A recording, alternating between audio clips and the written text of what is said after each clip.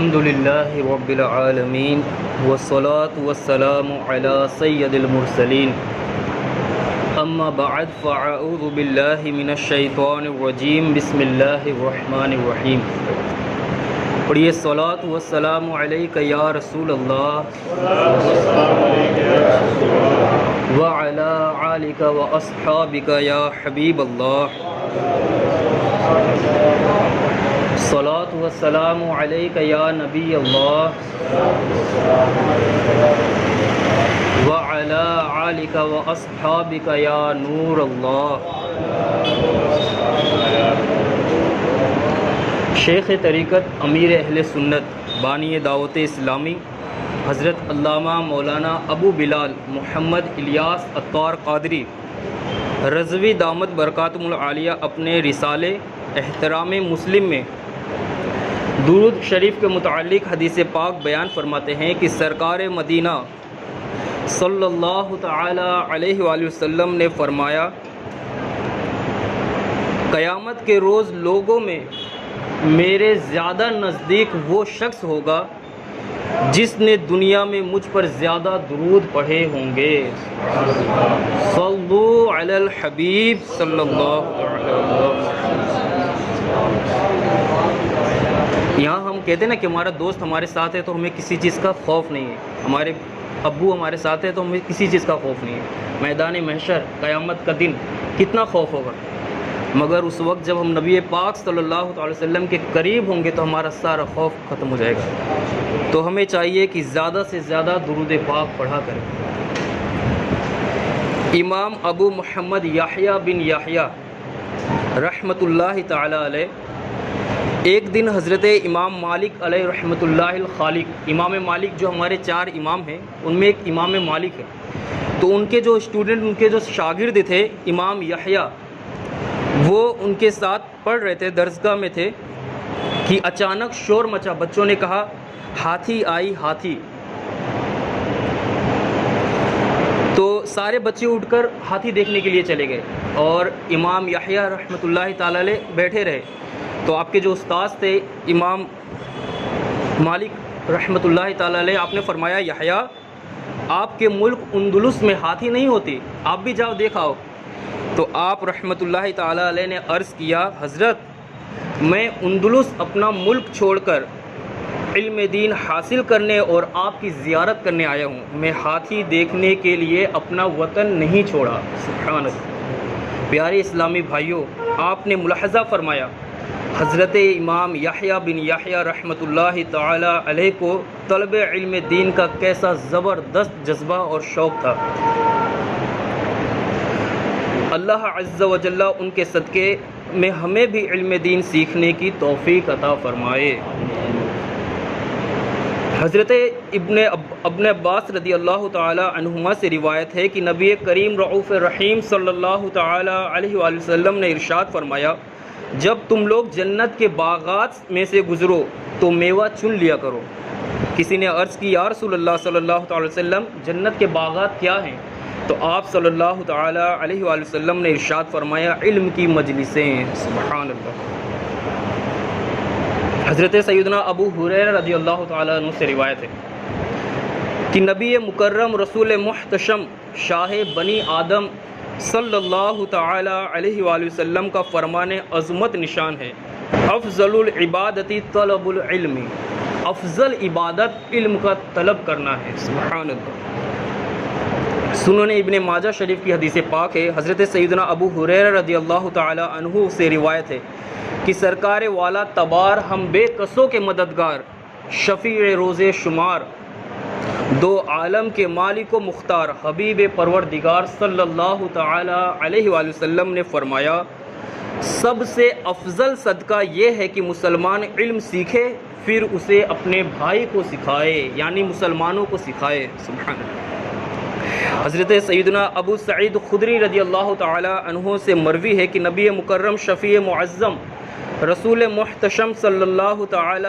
علیہ وآلہ وسلم نے ارشاد فرمایا، اپنے دین کا علم سیکھنے کے لیے صبح یا شام کو چلا وہ جنتی ہے۔ سبحان اللہ، سبحان اللہ۔ اور ترمذی شریف کی مزید ایک حدیث پاک سنیے، سرکار مدینہ راحت قلب و سینہ فیض گنجینا صاحب معطر خوشبودار پسینہ صلی اللہ تعالی علیہ وآلہ وسلم نے ارشاد فرمایا، جو شخص علم کی طلب کرتا ہے تو وہ اس کے گزشتہ پچھلے گناہوں کو بخشش کا ذریعہ بن جاتا ہے۔ سبحان اللہ۔ مزید حدیث پاک سنتے ہیں۔ حضرت سیدنا انس رضی اللہ تعالیٰ عنہ سے روایت ہے، سرکار والا تبار ہم بے کسوں کے مددگار، شفیع روز شمار، دو عالم کے مالک و مختار صلی اللہ تعالی علیہ وآلہ وسلم نے فرمایا، دو حریص دو لالچی آسودہ نہیں ہوتے، ان کا من ان کا پیٹ نہیں بھرتا۔ دو ایسے لالچی ہوتے ہیں، ایک علم کا حریص کہ جسے علم سیکھنے کا جذبہ ہو جائے نا تو وہ جتنا بھی سیکھتے رہے اس کا من نہیں بھرتا، اور دوسرا دنیا کا لالچی کہ دنیا میں اگر پڑ گیا تو دنیا کو حاصل کرتے رہتا ہے، اس کا من نہیں بھرتا۔ اللہ پاک ہمیں علم دین کا حریص بنائے، بولے آمین۔ قیامت کے دن سب سے زیادہ حسرت، پچھتاوا اس کو ہوگی جس کو دنیا میں علم دین حاصل کرنے کا موقع ملا مگر اس نے حاصل نہ کیا، اور اس شخص کو ہوگی جس نے علم حاصل کیا اور اس سے لوگوں نے تو فائدہ اٹھایا مگر اس شخص نے خود اس کا فائدہ نہ اٹھایا۔ اللہ اکبر۔ حضرت سیدنا ابن مسعود رضی اللہ تعالیٰ عنہ فرماتے ہیں، علم کو لازم پکڑو اور اس ذات کی قسم جس کے دست قدرت میں میری جان ہے، اللہ عز و جل کی راہ میں قتل کیے جانے والے شہداء جو شہید ہوتے ہیں اللہ کی راہ میں، جب علماء کرام، علماء عالم کی عزت اور مرتبہ دیکھیں گے تو تمنا کریں گے کہ کاش اللہ عز و جل انہیں اس حال میں اٹھاتا کہ وہ عالم دین ہوتے۔ اور بے شک کوئی شخص پیدائشی عالم نہیں ہوتا، علم تو سیکھنے سے آتا ہے۔ سبحان اللہ۔ پیارے پیارے اسلامی بھائیوں، ان روایات اور احادیث مبارکہ سے علماء کرام کی قدر و منزلت کا اندازہ لگایا جا سکتا ہے کہ ان کے لیے اللہ عز و جل کے کیسے کیسے انعامات و کرامات ہیں۔ پہلے کے دور میں ہمارے علماء کرام رحم اللہ السلام نے علم دین حاصل کرنے کے لیے بڑی بڑی پریشانیاں و قربانیاں دیں۔ آج کا دن دور ہے کہ قیام و طعام، کھانے پینے کا انتظام اور رہائشی رہنے کا انتظام ہوتے ہوئے بھی لوگ علم دین سے دور ہیں۔ حضرت سیدنا امام طبرانی، حضرت سیدنا علامہ ابن المقروی اور حضرت سیدنا ابو الشیخ رحم اللہ تعالی تینوں مدینہ منورہ میں علم دین حاصل کرتے تھے۔ ایک مرتبہ ان پر فاقہ مستی، بھوک اور پیاس کا وقت گزرا تو آپ تینوں نے بھوک کی شدت سے بالکل ہی نڈھال کر دیا گیا تو رحمت عالم نور مجسم شاہ بنی آدم صلی اللہ تعالی علیہ وآلہ وسلم کے روضہ انور پر حاضر ہو گئے اور عرض کی، یا رسول اللہ صلی اللہ تعالی علیہ وآلہ وسلم، الجوع یعنی بھوک، اے میرے آقا بھوک لگی ہے۔ یہ عرض کر کے سیدنا امام طبرانی رحمۃ اللہ تعالی علیہ تو آستانہ مبارکہ ہی پر بیٹھے رہے، نبی کریم صلی اللہ علیہ وسلم کے آستانے پر ہی بیٹھے رہے اور کہا کہ اس در پر یا موت آئے گی یا روزی آئے گی، اب یہاں سے نہیں اٹھوں گا، میں ان کے در پر پڑا رہوں گا، پڑے ہی رہنے سے کام ہوگا، نگاہ رحمت ضرور ہوگی، طعام یعنی کھانے کا بھی انتظام ہوگا۔ صلو علی الحبیب صلی اللہ تعالی علیہ۔ وہ جو بات میں نے عرض کیا تھا کہ مجھے یاد آیا وہ یہ کہ ہم کہتے ہیں نا ہمیں دنیا میں علماء کی ضرورت پڑتی ہے زندگی گزارنے کے لیے، مگر اللہ پاک علماء کا صدقہ عطا فرمائے اور ہمیں بھی باعمل عالم دین بنائے۔ علماء ایسی ہستی ہیں، ایسے علماء کرام ہیں کہ ان کا ہمیں حاجت، ان کی ضرورت جنت میں بھی پڑے گی۔ اب سوچیں گے جنت میں کیسے ضرورت پڑے گی؟ جنت میں ایسے ضرورت پڑے گی کہ رب تعالیٰ جب اپنے بندوں سے فرمائے گا نا مانگو کیا مانگتے ہو، تب وہ علماء کرام کے پاس جائیں گے کہ اللہ پاک فرما رہا ہے میں کیا مانگوں، تو علماء اس وقت اس کی رہنمائی فرمائیں گے۔ اللہ پاک ہمیں علماء کرام کی ادب و احترام کرنے کی توفیق عطا فرمائے۔ صلو علی الحبیب صلی اللہ تعالی علی محمد صلی اللہ علیہ وسلم۔ حضرت سیدنا ابن المقوی اور حضرت سیدنا ابو الشیخ رحم اللہ تعالی اپنے قیام گاہ پر تشریف لے آئے۔ ایک بزرگ وہاں پر بیٹھ گئے اور دوسرے دو تھے وہ اپنے گھر پر تشریف لے آئے۔ تھوڑی دیر کے بعد کسی نے دروازے کھٹکھٹائے تو کیا دیکھتے ہیں کہ ایک علوی، حضرت علی رضی اللہ تعالی عنہ کی اولاد میں سے جو ہوتے ہیں انہیں علوی سید کہا جاتا ہے، تو علوی سید بزرگ دو غلاموں کے ساتھ کھانا لیے کھڑے ہیں اور فرما رہے ہیں کہ آپ حضرات نے دربار رسالت میں صلی اللہ تعالی علیہ وسلم میں بھوک کی شکایت پیش کی تو ابھی ابھی خواب میں نبی رحمت قاسم نعمت صلی اللہ تعالی علیہ وآلہ وسلم نے اپنی زیارت سے مشرف فرمایا اور مجھے حکم فرمایا کہ میں آپ لوگوں کے پاس کھانا پہنچا دوں۔ چنانچہ جو کچھ بر وقت فی الحال مجھ سے ہو سکا میں آپ لوگوں کے لیے حاضر کرتا ہوں۔ ہر طرف مدینے میں بھیڑ ہے فقیروں کی، ایک دینے والا ہے کل جہاں سوالی ہے۔ صلو علی الحبیب صلی اللہ تعالی علی محمد صلی اللہ علیہ وسلم۔ پیارے پیارے اسلامی بھائیوں، دیکھا آپ نے ہمارے اسلاف رحم اللہ السلام علم دین حاصل کرنے کی خاطر کس قدر تکلیفیں برداشت کرتے تھے، فاقوں پر فاقے، بھوک پر بھوک جھیلتے تھے اور علم دین حاصل کیا کرتے تھے۔ انتہائی جان فشانی اور خوب عرق ریزی، اپنی جان کی پرواہ کیے بغیر اور خوب پسینہ بہا کر علم دین حاصل کیا کرتے تھے۔ اور ہمارے لیے جو آج درس نظامی عالم کورس جو کرتے ہیں نا، ان کو طلبہ کو کتابیں پڑھائی جاتی ہے، یہ انہی بزرگوں کی کتابیں ہیں جو آج صدقہ جاریہ۔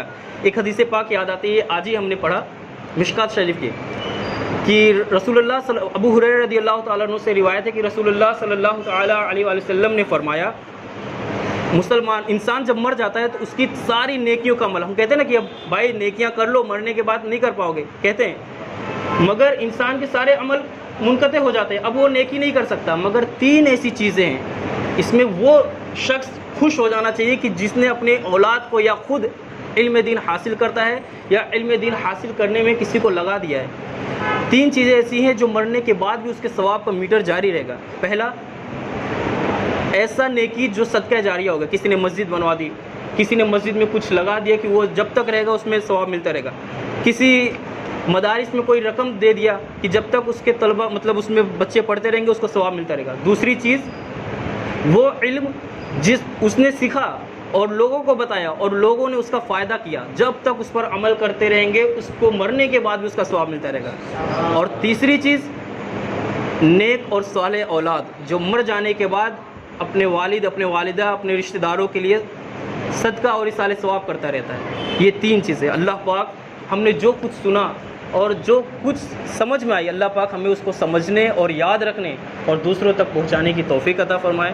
اللہ پاک سے دعا ہے کہ جو بھی کچھ کہنے میں، سننے میں اور سنانے میں مجھ سے غلطی ہوئی، اللہ پاک اپنے محبوب صلی اللہ علیہ وسلم کے صدقے معاف فرمائے۔ آئیے دعا کریں۔ الحمدللہ رب العالمین، یا رب مصطفیٰ عز و جل بطفیل مصطفیٰ صلی اللہ تعالی علیہ وآلہ وسلم، ہمارے والدین کی پیر و مرشد کی، اساتذہ کرام کی، تمام امت مسلمہ کی مغفرت فرما۔ یا اللہ پاک بیان کی غلطیاں اور تمام گناہوں کو معاف فرما۔ نیک عمل کا جذبہ دے، پرہیزگار والدین کا فرما بردار مخلص عاشق رسول بنا۔ یا اللہ پاک علم دین حاصل کرنے اور اس پر عمل کرنے، اسے یاد رکھنے اور دوسروں تک پہنچانے کی توفیق عطا فرما۔ یا اللہ پاک مسلمانوں کو بے روزگاری، بے اولادی، جھوٹے مقدموں اور طرح طرح کے پریشانیوں سے نجات عطا فرما۔ یا اللہ پاک دنیا بھر میں مسلمانوں کو امن و سکون عطا فرما۔ یا اللہ پاک ہمارے ملک میں مہاراشٹر کے علاقوں میں کئی جگہ باڑھ ہیں مولا، یا اللہ پاک اس میں جو مسلمان ہلاک ہو چکے، شہید ہو چکے، انتقال کر گئے، مولا ان سب کی مغفرت فرما، ان سب کے درجات کو بلند فرما، ان کے گھر والوں کو صبر عطا فرما، اس پر اچھا اجر عطا فرما۔